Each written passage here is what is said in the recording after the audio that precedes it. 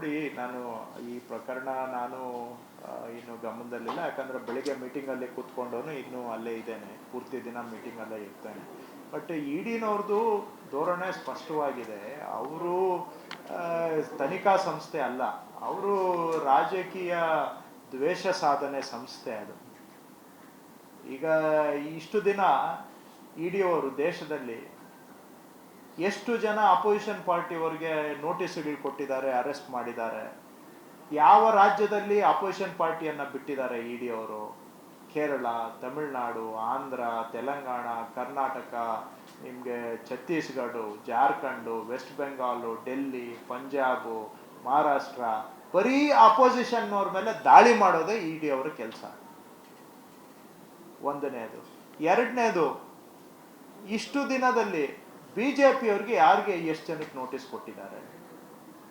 ಯಾವುದಾದ್ರೂ ಒಂದು ಪ್ರಕರಣ ಹೇಳ್ಬಿಡಿ. ಕರ್ನಾಟಕದಲ್ಲೇ ಈಗ ಆನ್ಗೋಯಿಂಗ್ ಇಡಿ ಇನ್ವೆಸ್ಟಿಗೇಷನ್ ಬಿಜೆಪಿ ಅವ್ರದ್ದು ಹಿಂದೆ ಕೇಸುಗಳಲ್ಲಿ ಎಷ್ಟಿಲ್ಲ? CBI ಕೇಸುಗಳು ಎಷ್ಟಿಲ್ಲ? ಯಾರಿಗೆ ಏನು ನೋಟಿಸ್ ಕೊಟ್ಟಿದ್ದಾರೆ? ಎರಡನೇ ಪ್ರಕರಣ. ಮೂರನೇದು, ಅದಾನಿಯವರು ಅಮೆರಿಕಾದಲ್ಲಿ ಅವ್ರ ಮೇಲೆ FIR ಆಗಿದೆ. ಏನೋ ಅದೆಷ್ಟೋ 2,500 ಕೋಟಿ ಏನೋ ಲಂಚ ಕೊಟ್ಟಿದ್ದಾರೆ ಅಂತ. ಯಾರನ್ನಾದ್ರೂ ಒಂದು ನೋಟಿಸ್ ಹೋಗಿದ್ಯಾ ಅವ್ರಿಗೆ? ನಾಲ್ಕನೇದು, ಇವ್ರು ಹೇಳಿದ್ರಲ್ಲ ಸರ್ಕಾರ ಬರೋದಕ್ಕೆ ಮೊದಲು ಸ್ವಿಸ್ ಬ್ಯಾಂಕ್ ಅಲ್ಲಿ ಯಾರ್ಯಾರು ದುಡ್ಡಿಟ್ಟವ್ರೆ ಎಲ್ಲ ಒದ್ದು ತಗೊಂಡ್ಬರ್ತೀವಿ ಅಂತ. ಒಂದು ಪೈಸಾ ಏನಾದ್ರೂ ತಗೊಂಡ್ ಬಂದಿದ್ದಾರೆ ಯಾರ್ದಾದ್ರೂ? ಯಾರಾದ್ರೂ ಒಬ್ಬ ಉದ್ಯಮಿ ಬ್ಲ್ಯಾಕ್ ಮನಿ ಇಟ್ಕೊಂಡಿರೋರ್ ಮೇಲೆ ಏನಾದ್ರೂ ಕ್ರಮ ತಗೊಂಡಿದ್ದಾರಾ? ಇದನ್ನೆಲ್ಲ ನೋಡಿದಾಗ ತಾತ್ಪರ್ಯ ಏನು? ಇಡಿ ತನಿಖೆ ಏನು? ಎನ್ಫೋರ್ಸ್ಮೆಂಟ್ ಡೈರೆಕ್ಟರೇಟ್ ನಿಜ ಯಾವುದಕ್ಕೆ enforcement directorate? Political enforcement directorate. ಅದು ಅಪೋಸಿಷನ್ ಪಾರ್ಟಿಗಳನ್ನ ಬಗ್ಗು ಬಡಿಯೋದಕ್ಕೆ, ಸದೆ ಬಡಿಯೋದಕ್ಕೆ, ಅಪೋಸಿಷನ್ ಪಾರ್ಟಿಗಳನ್ನ ರಾಜಕೀಯವಾಗಿ ನಿರ್ಮಾಣ ಮಾಡೋದಕ್ಕೆ ಇಡಿ ಬಳಕೆ ಆಗ್ತಾ ಇದೆ. ಬಿಟ್ರೆ ಇನ್ಯಾವ ಸಾರ್ವಜನಿಕ ಹಿತಕ್ಕೂ ಅಲ್ಲ, ದೇಶದ ಹಿತಕ್ಕೂ ಅಲ್ಲ. ಸೊ ಅದೊಂದು ಪೊಲಿಟಿಕಲ್ ವಿಚ್ ಹಂಟಿಂಗ್ ಏಜೆನ್ಸಿ ಆಗ್ಬಿಟ್ಟಿದೆ. ಸೊ ನಾವು ಫೈಟ್ ಮಾಡ್ತೀವಿ, ಪರವಾಗಿಲ್ಲ, ಅವ್ರು ಮಾಡಲಿ, ಅದಕ್ಕೆ ನಾವು ವಿಚಲಿತರಾಗೋದಿಲ್ಲ.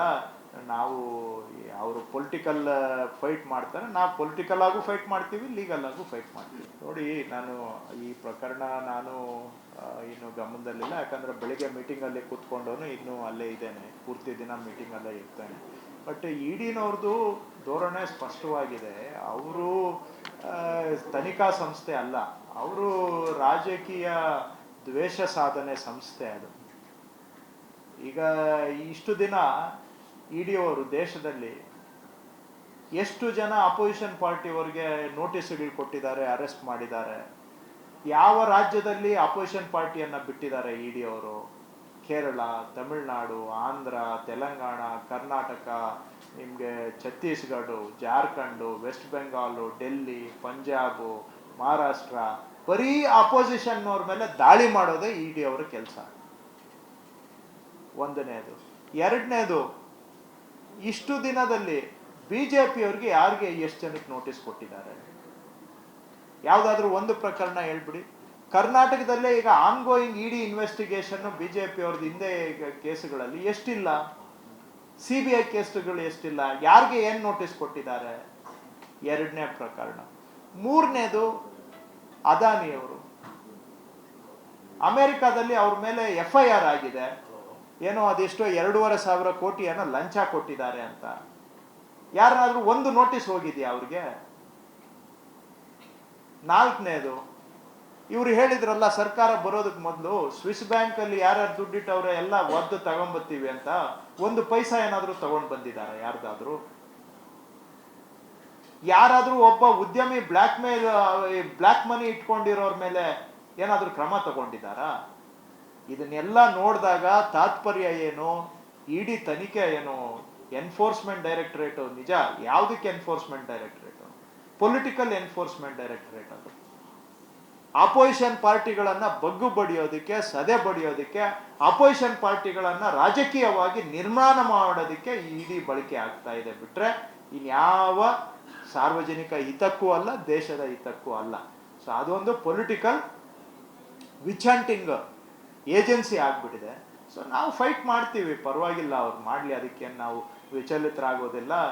ನಾವು ಅವರು ಪೊಲಿಟಿಕಲ್ ಫೈಟ್ ಮಾಡ್ತಾರೆ, ನಾವು ಪೊಲಿಟಿಕಲ್ ಆಗೂ ಫೈಟ್ ಮಾಡ್ತೀವಿ, ಲೀಗಲ್ ಆಗೂ ಫೈಟ್ ಮಾಡ್ತೀವಿ. ನೋಡಿ, ನಾನು ಈ ಪ್ರಕರಣ ಇನ್ನು ಗಮನದಲ್ಲಿಲ್ಲ, ಯಾಕಂದರೆ ಬೆಳಿಗ್ಗೆ ಮೀಟಿಂಗಲ್ಲಿ ಕೂತ್ಕೊಂಡವನು ಇನ್ನೂ ಅಲ್ಲೇ ಇದ್ದೇನೆ, ಪೂರ್ತಿ ದಿನ ಮೀಟಿಂಗಲ್ಲೇ ಇರ್ತೇನೆ. ಬಟ್ ಇಡಿನವ್ರದ್ದು ಧೋರಣೆ ಸ್ಪಷ್ಟವಾಗಿದೆ.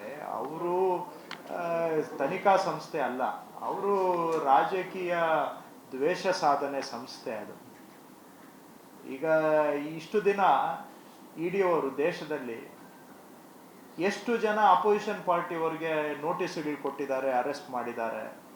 ಯಾವ ರಾಜ್ಯದಲ್ಲಿ ಅಪೋಸಿಷನ್ ಪಾರ್ಟಿಯನ್ನು ಬಿಟ್ಟಿದ್ದಾರೆ ಇಡಿ ಅವರು?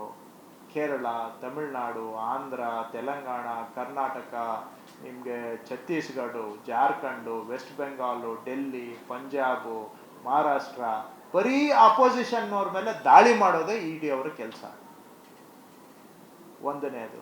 ಎರಡನೇದು, ಇಷ್ಟು ದಿನದಲ್ಲಿ ಬಿಜೆಪಿಯವ್ರಿಗೆ ಯಾರಿಗೆ ಎಷ್ಟು ಜನಕ್ಕೆ ನೋಟಿಸ್ ಕೊಟ್ಟಿದ್ದಾರೆ? ಯಾವುದಾದ್ರೂ ಒಂದು ಪ್ರಕರಣ ಹೇಳ್ಬಿಡಿ. ಕರ್ನಾಟಕದಲ್ಲೇ ಈಗ ಆನ್ಗೋಯಿಂಗ್ ಇಡಿ ಇನ್ವೆಸ್ಟಿಗೇಷನ್ ಬಿಜೆಪಿಯವ್ರದ್ದು ಹಿಂದೆ ಕೇಸುಗಳಲ್ಲಿ ಎಷ್ಟಿಲ್ಲ? CBI ಕೇಸುಗಳು ಎಷ್ಟಿಲ್ಲ? ಯಾರಿಗೆ ಏನು ನೋಟಿಸ್ ಕೊಟ್ಟಿದ್ದಾರೆ? ಎರಡನೇ ಪ್ರಕರಣ. ಮೂರನೇದು, ಅದಾನಿಯವರು ಅಮೆರಿಕಾದಲ್ಲಿ ಅವ್ರ ಮೇಲೆ FIR ಆಗಿದೆ, ಏನೋ ಅದೆಷ್ಟೋ 2,500 ಕೋಟಿಯನ್ನು ಲಂಚ ಕೊಟ್ಟಿದ್ದಾರೆ ಅಂತ. ಯಾರನ್ನಾದ್ರೂ ಒಂದು ನೋಟಿಸ್ ಹೋಗಿದೆಯಾ ಅವ್ರಿಗೆ? ನಾಲ್ಕನೇದು, ಇವ್ರು ಹೇಳಿದ್ರಲ್ಲ ಸರ್ಕಾರ ಬರೋದಕ್ಕೆ ಮೊದಲು ಸ್ವಿಸ್ ಬ್ಯಾಂಕಲ್ಲಿ ಯಾರ್ಯಾರು ದುಡ್ಡಿಟ್ಟವ್ರೆ ಎಲ್ಲ ಒದ್ದು ತಗೊಂಡ್ಬರ್ತೀವಿ ಅಂತ. ಒಂದು ಪೈಸಾ ಏನಾದರೂ ತಗೊಂಡು ಬಂದಿದ್ದಾರೆ ಯಾರ್ದಾದ್ರೂ? ಯಾರಾದ್ರೂ ಒಬ್ಬ ಉದ್ಯಮಿ ಬ್ಲ್ಯಾಕ್ ಮನಿ ಇಟ್ಕೊಂಡಿರೋರ್ ಮೇಲೆ ಏನಾದ್ರೂ ಕ್ರಮ ತಗೊಂಡಿದ್ದಾರಾ? ಇದನ್ನೆಲ್ಲ ನೋಡಿದಾಗ ತಾತ್ಪರ್ಯ ಏನು? ಇಡಿ ತನಿಖೆ ಏನು? ಎನ್ಫೋರ್ಸ್ಮೆಂಟ್ ಡೈರೆಕ್ಟರೇಟ್ ನಿಜ ಯಾವುದಕ್ಕೆ enforcement directorate? Political enforcement directorate. ಅದು ಅಪೋಸಿಷನ್ ಪಾರ್ಟಿಗಳನ್ನ ಬಗ್ಗು ಬಡಿಯೋದಕ್ಕೆ, ಸದೆ ಬಡಿಯೋದಕ್ಕೆ, ಅಪೋಸಿಷನ್ ಪಾರ್ಟಿಗಳನ್ನ ರಾಜಕೀಯವಾಗಿ ನಿರ್ಮಾಣ ಮಾಡೋದಕ್ಕೆ ಇಡಿ ಬಳಕೆ ಆಗ್ತಾ ಇದೆ, ಬಿಟ್ರೆ ಇನ್ಯಾವ ಸಾರ್ವಜನಿಕ ಹಿತಕ್ಕೂ ಅಲ್ಲ, ದೇಶದ ಹಿತಕ್ಕೂ ಅಲ್ಲ. ಸೊ ಅದೊಂದು ಪೊಲಿಟಿಕಲ್ ವಿಚ್ ಹಂಟಿಂಗ್ ಏಜೆನ್ಸಿ ಆಗ್ಬಿಟ್ಟಿದೆ. ಸೊ ನಾವು ಫೈಟ್ ಮಾಡ್ತೀವಿ, ಪರವಾಗಿಲ್ಲ, ಅವ್ರು ಮಾಡಲಿ, ಅದಕ್ಕೆ ನಾವು ವಿಚಲಿತರಾಗೋದಿಲ್ಲ. ನಾವು ಅವರು ಪೊಲಿಟಿಕಲ್ ಫೈಟ್ ಮಾಡ್ತಾರೆ, ನಾವು ಪೊಲಿಟಿಕಲ್ ಆಗೂ ಫೈಟ್ ಮಾಡ್ತೀವಿ, ಲೀಗಲ್ ಆಗೂ ಫೈಟ್ ಮಾಡ್ತೀವಿ. ನಮಸ್ಕಾರ, ಕರ್ನಾಟಕ ಪ್ರೈಮ್ ಟೈಮ್ಗೆ ಸ್ವಾಗತ. ನಾನು ಜಯಪ್ರಕಾಶ್ ಶೆಟ್ಟಿ. ಇಡೀ ಕರ್ನಾಡು ಇವತ್ತು ರೆಬೆಲ್ ಆಗಿ ನಿಂತಿದೆ. ಈ ಹಗರಣಗಳನ್ನು ಸದನದಲ್ಲಿ ಪ್ರಸ್ತಾಪ ಮಾಡಲು ಕೂಡ ಕಾಂಗ್ರೆಸ್ ಹಿಂದೇಟು ಹಾಕಿದ್ದೇಕೆ? ನಿಮ್ಗೆ ಸಂಬಳ ಅದಕ್ಕೆ, ನಿಮಗೆ ವಾಹನ ಅದಕ್ಕೆ, ನಿಮಗೆ ವೆಪನ್ ಅದಕ್ಕೆ, ನೀವು ಅದನ್ನು ಸೆರೆ ಹಿಡಬೇಕಾಗಿತ್ತು. ನೀವು ವಿದ್ಯುತ್ ಬರ ಇದೆ ಅಂತ ಹೇಳ್ತಾ ಇದ್ದೀರಿ, ಎಲ್ಲಿ ಬರ ಇದೆ ನೀವು ಹೇಳಬೇಕು. ಪಾಕಿಸ್ತಾನ್ ಆಕ್ಯುಪೈಡ್ ಕಾಶ್ಮೀರ್ ಅದು ಎಂದೆಂದಿಗೂ ನಮ್ಮದು. 40 ಮೆಷಿನ್ಗಳು ತಂದಿತ್ತು ನೋಟ್ ಎಣಿಸುವುದಕ್ಕೆ, ಅದೇ ಹಾಳಾಗಿದೆ. ಮಥುರಾದ ಗಲಾಟೆ ಇದೆಯಲ್ಲ, ಅದು ಸ್ಥಳೀಯವಾಗಿ ಕೂತು ಪರಿಹರಿಸಬಹುದಾದಂಥ ಕಾನೂನಿದೆ. ಗ್ಯಾರಂಟಿ ಯೋಜನೆಯಿಂದ ನಷ್ಟ ಆಗಿದೆ, ಲಾಭ ಆಗಿದೆ, ದಯವಿಟ್ಟು ಹೇಳಿ. Dawood Ibrahim most wanted criminal ಯಾವಾಗಾದ ಅಂದರೆ ಇಲ್ಲಿ ತನಕ ಭಾರತ ದೇಶದಲ್ಲಿ ಓರ್ವ ದಲಿತ ಪ್ರಧಾನಿಯಾದಂಥ ಇತಿಹಾಸವೇ ಇಲ್ಲ. ರಿಪಬ್ಲಿಕ್ ವರ್ಲ್ಡ್ ಆಪ್ ಇದು ಕೇವಲ ಅಪ್ಲಿಕೇಶನ್ ಅಲ್ಲ, ಸಮಗ್ರ ಸುದ್ದಿಗಳ ಸಂಪರ್ಕ ಮಾರ್ಗಕ್ಕೆ ಕ್ರಾಂತಿಕಾರಿ ಬದಲಾವಣೆ. ರಿಪಬ್ಲಿಕ್ ವರ್ಲ್ಡ್ ಆಪ್ ಕೇವಲ ಸುದ್ದಿ ಅಪ್ಲಿಕೇಶನ್ ಅನ್ನ ಪರಿಚಯ ಮಾಡ್ತಾ ಇಲ್ಲ, ಬದಲಾಗಿ ಡಿಜಿಟಲ್ ಸುದ್ದಿ ಬಳಕೆಯ ಹೊಸ ಯುಗಕ್ಕೆ ನಾಂದಿ ಹಾಡ್ತಾ ಇದೆ.